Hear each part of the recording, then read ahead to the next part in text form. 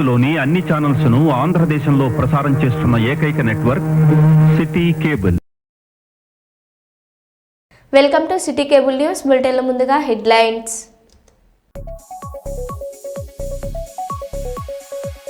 మేడారం సమ్మక్క సారలమ్మ ఆలయాన్ని పునఃప్రారంభించి భక్తులకు అంకితం చేసిన రాష్ట్ర ముఖ్యమంత్రి రేవంత్ రెడ్డి.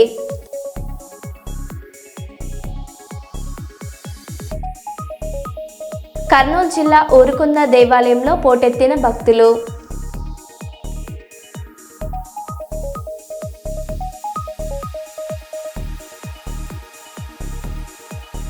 తిరుమల శ్రీవారిని దర్శించుకున్న శర్వానంద్.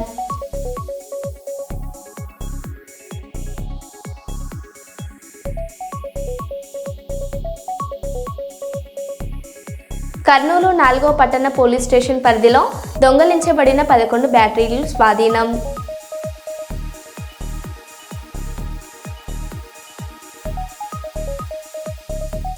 పోలవరం ప్రాజెక్టు నిర్మాణ పురోగతిని పరిశీలించేందుకు విదేశీ నిపుణుల బృందం ప్రాజెక్టు నిర్మాణ ప్రాంతానికి చేరుకుంది.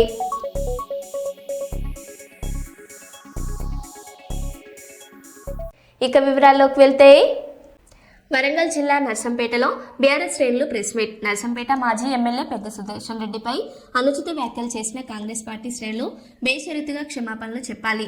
రాబోయే రోజుల్లో కాంగ్రెస్ పార్టీకి ప్రజలే తగిన బుద్ధి చెప్తారు.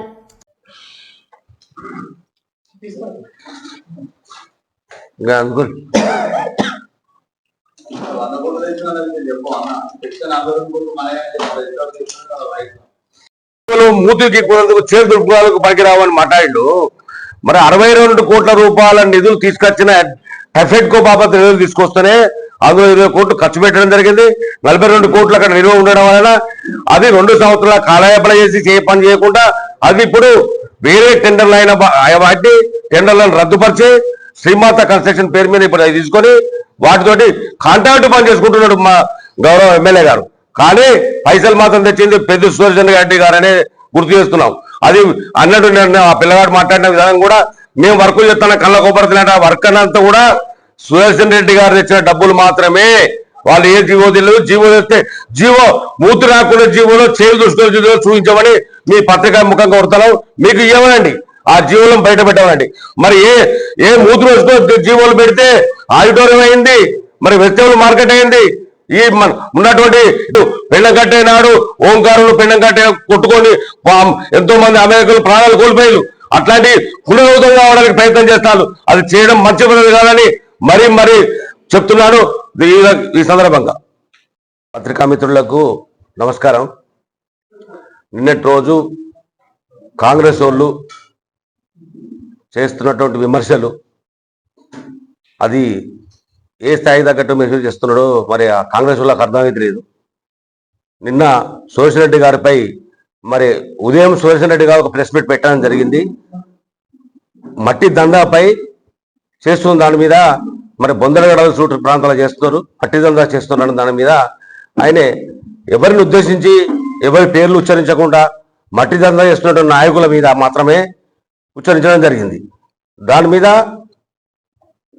ప్రధాన ప్రతిపక్ష నాయకుడుగా కేసు ఫైల్ చేస్తామని చెప్పడం జరిగింది.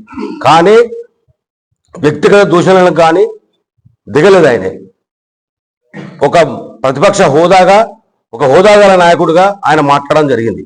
మరి దాని మీద చిన్న పిల్లల కన్నా హీనమైన నాయకుడిగా ఉన్నటువంటి ఒక వ్యక్తి మరి కాంగ్రెస్ నాయకులు మరి మాట్లాడే పద్ధతి అది బట్టలు తీసుకొట్టడం, ఉరికిచ్చి కొట్టడం, మరి ఈ పద్ధతులతో మాట్లాడడం ఎంతవరకు అప్రయాసకమైనటువంటి తీవ్రంగా ఖండిస్తున్నాం. మరి ప్రజాస్వామికవాదులు కానీ పాత్రికేయ మిత్రులు కానీ ప్రజాస్వామ్యంలో ఉన్నటువంటి ప్రతి ఒక్క వ్యక్తి కూడా ఖండించవలసిన విషయంగా దీన్ని గుర్తు చేస్తున్నాను. నేను అందరూ కూడా ఖండించాలి ఈ విషయాన్ని. ఎందుకంటే గత 10 సంవత్సరాలుగా మరి ఏనాడు కూడా మా నాయకుడు ఒక్కరిని కూడా ప్రతిపక్ష నాయకుడిని కానీ ఏ నాయకుడైనా పర్లేదు, లాస్ట్కు కమ్యూనిస్ట్ నాయకులైనా పర్లేదు, ఎవరిని కూడా ఈ స్థాయిలో విమర్శించినటువంటి విధానం లేదు. ఏ రోజు విమర్శించలేదు. అభివృద్ధిలో భాగంగా అని చెప్పాడు.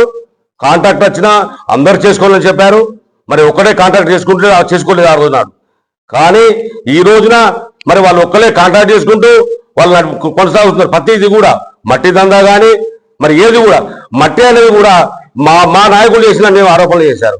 మా నాయకులు పక్కా దాని మీద పర్మిషన్ తీసుకువచ్చి మాత్రమే చేయడం జరిగింది. కానీ ఈ దొంగతనంగా చెర్లు కుంటలు భూములు ఎవరు చేయలే మా వాళ్ళు. అది చేసినటువంటి దానికి మేము బహిరంగ చర్చకు కూడా సిద్ధమని ఈ సందర్భంగా తెలియపరుస్తున్నాను. మరి అభివృద్ధి పైన చేద్దామా, మీరు చేసినటువంటి అన్యాయాల మీద చేద్దామా అని కూడా సిద్ధంగా ఉన్నాం. కానీ నాయకుడిని పట్టుకొని, ఒక పెద్ద నాయకుడిని పట్టుకొని ఈ బట్టలు కొడతాం, బట్టలు అన్ని అప్రజాస్వామికంగా అందరూ ఈ ప్రజలను భయప్రజలకు గురి చేసుకుంటా ఈ పోయేటువంటి వ్యక్తులు ఎవరు కూడా లేరు. ఈ 10 సంవత్సరాలు కాదు, గత 25 సంవత్సరాలు కూడా ఇట్లాంటి మాట్లాడేటువంటి వ్యక్తి ఏ రాజకీయ నాయకుడు కూడా లేడని ఈ సందర్భంగా గుర్తు చేసుకున్నాను. నేను ఇట్లా మాట్లాడడం సరైనది కాదు. ఈ ప్రజాస్వామ్యం లోబడే మాట్లాడాలి, ప్రజాస్వామ్యం లోబడే మనం పనిచేసుకోగలగాలి. మరి మా నాయకుడి ఎందుకు అంటున్నావు నువ్వు అట్లా? ఏ వనరులు చేయలేకనా? ఏ పనులు చేయలే అంటున్నాడు ఆయన. కళ్ళు ఓపడుతుందా, కళ్ళు నుండి కబోదివా, ఏటి నువ్వు చేస్తే ఆడ ఇవ్వడం జరిగింది. ఇస్తేనే ఆ శవాన్ని బయటకు ఇచ్చిన వాళ్ళు. దాన్ని గుర్తుంచుకోవా? పెద్దవాడు అనేటువంటి విజ్ఞతకి ఇంత జ్ఞానం కూడా కనీసం లేదా నీకు? ఏం మాట్లాడుతున్నావు నువ్వు? కాంగ్రెస్ పార్టీ నాయకుడు కావచ్చు, కానీ విమర్శించే ముందు ఎవరు ఏంటి అని తెలుసుకోగలగాలి. వ్యక్తిగతంగా విమర్శలు చేయకూడదు.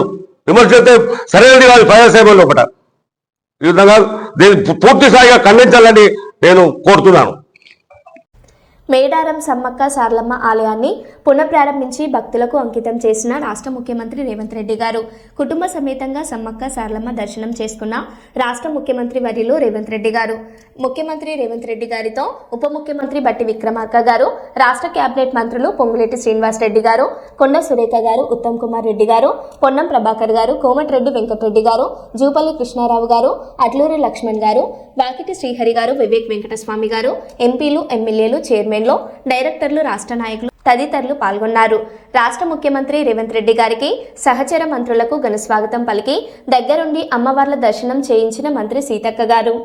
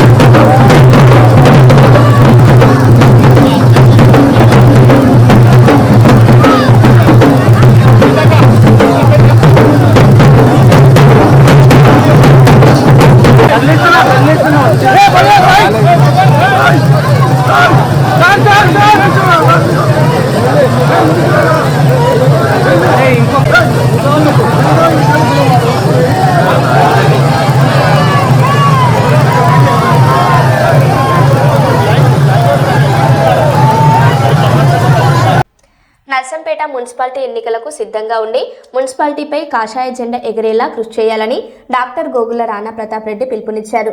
నర్సంపేట నియోజకవర్గ కార్యాలయంలో నిర్వహించిన ఎన్నికల సన్నాహక సమావేశంలో ఆయన ముఖ్య అతిథిగా పాల్గొన్నారు. బీఆర్ఎస్ కాంగ్రెస్ అవినీతి పాలనపై ప్రజలు విసుగు చెందారని, ప్రతి వార్డులో బీజేపీ అభ్యర్థులను గెలిపించేందుకు బూత్ స్థాయి నుంచి పనిచేయాలని నాయకులకు సూచించారు.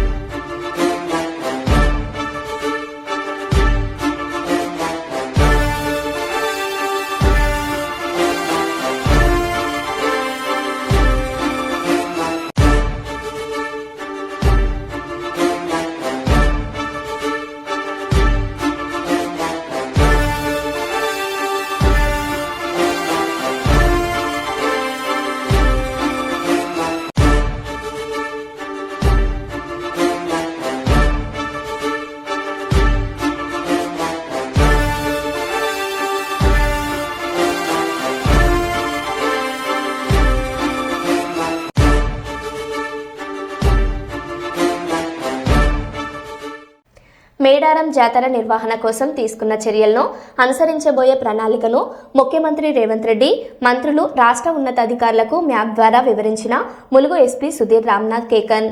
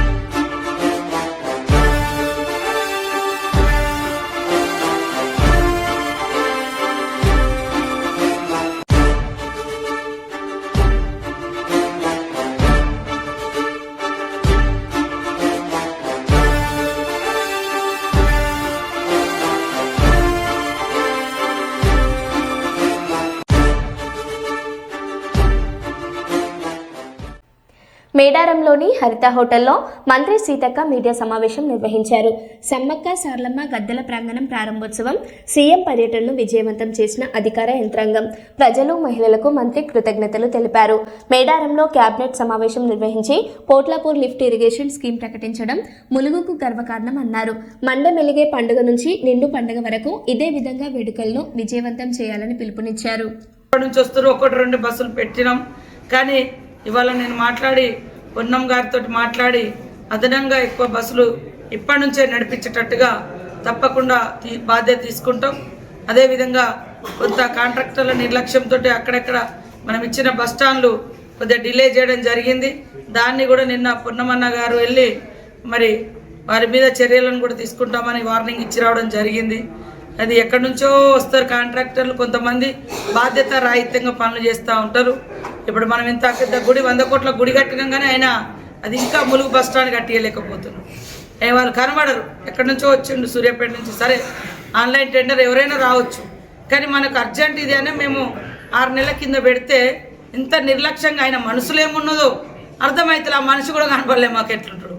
కనీసము తొందరగా కట్టేయాలని మేము ఫాస్ట్గా అన్నిటికంటే ముందు పెడితే బస్ స్టాండ్, బస్ డిపో ఒకే వ్యక్తి బట్టి చాలా ఇబ్బందికి గురి చేస్తున్నారు. అది పద్ధతి కాదని కూడా ఈ సందర్భంగా హెచ్చరిక చేస్తున్నాం. ఖచ్చితంగా ఈ మీటింగ్ అయినాక కానీ కూడా తప్పకుండా ఈ బస్ స్టాండ్ నిర్లక్ష్యం చేస్తున్నందుకు వారి మీద కూడా మేము చర్యలు తీసుకోవాలని ఆదేశిస్తాం. ఎక్కడ ఏ పనులలో లోపాలు జరిగినా ఎవరితోటి రాజీ పడేది లేదు.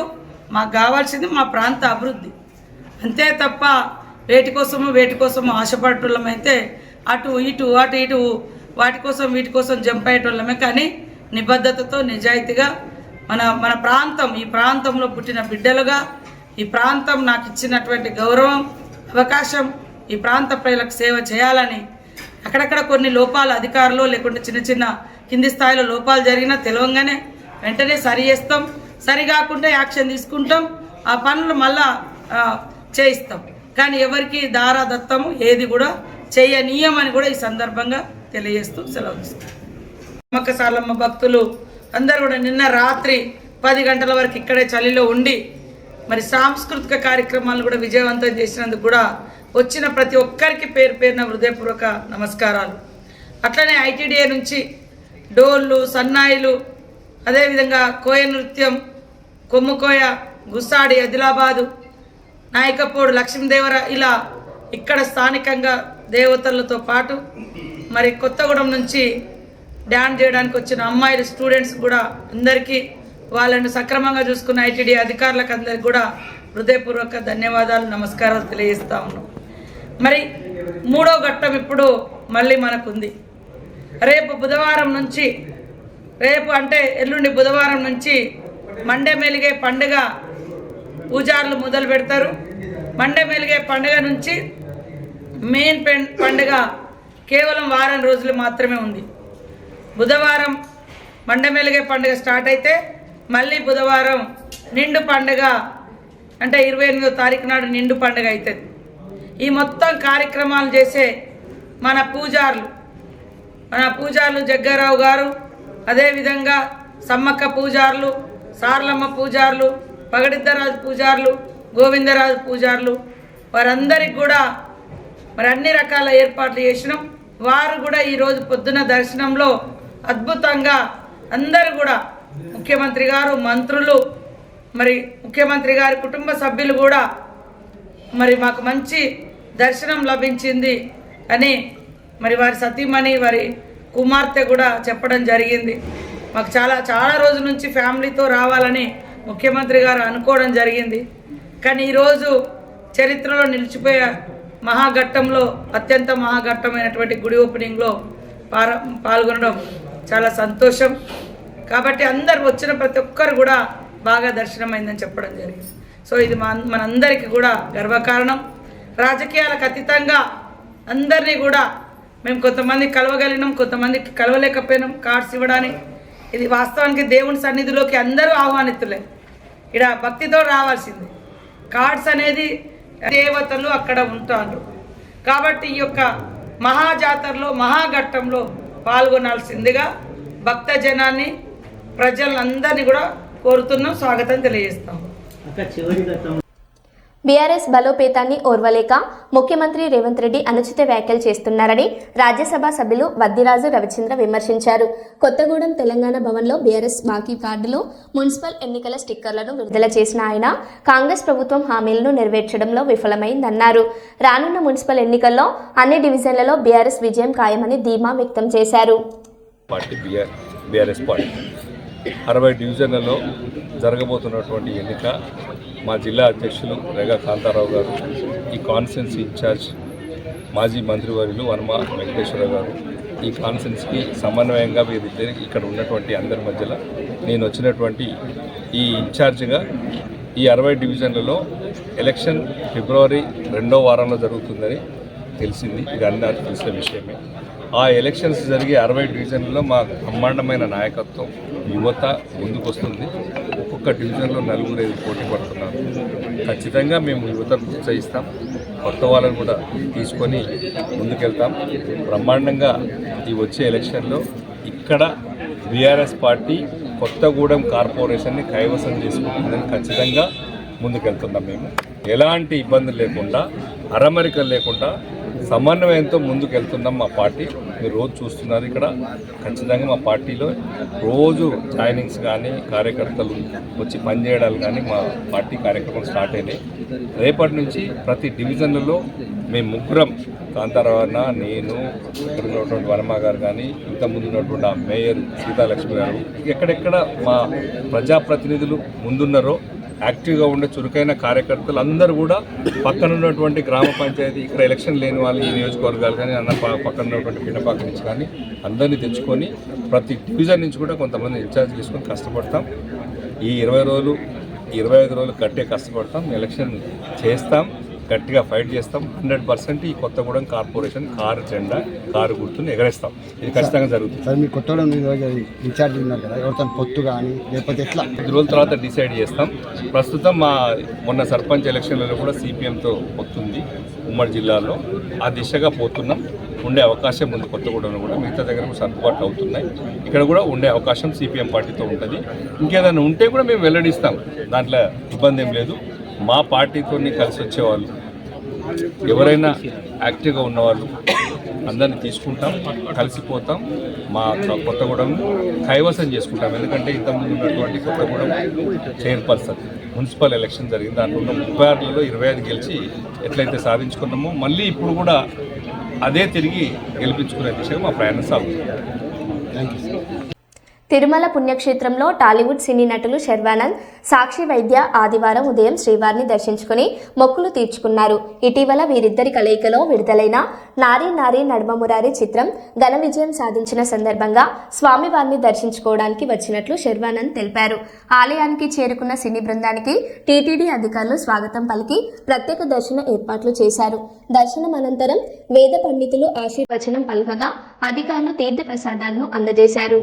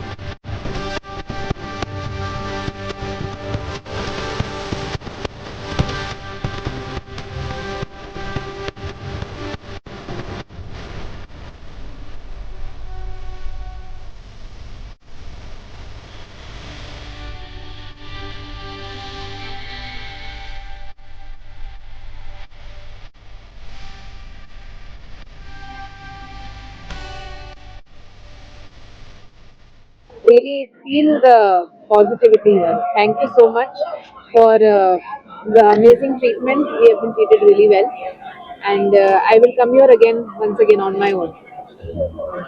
Because స్వామివారిని దర్శనం చేసుకుని కృతజ్ఞతలు తెలుపుకోవడానికి వచ్చాం. మా సినిమాని ఎంత బాగా ఆదరించిన ప్రేక్షకులకి, అలానే స్వామివారి దయ బాగా చూపించి మాకు ఇంత పెద్ద విజయాన్ని ఇచ్చినందుకు కలుద్దాము, థ్యాంక్స్ చెప్పుకుందామని వచ్చాం. అండ్ ఇక్కడికి రావటం ఎప్పుడు ఒక తెలియని పాజిటివ్నెస్ వచ్చేస్తుంది తెలియకుండా. సో అందరికి wish you all happy Sankranti and have a wonderful life. Thank you. మరో బులెటిన్లో మళ్ళీ కలుద్దాం. Stay tune.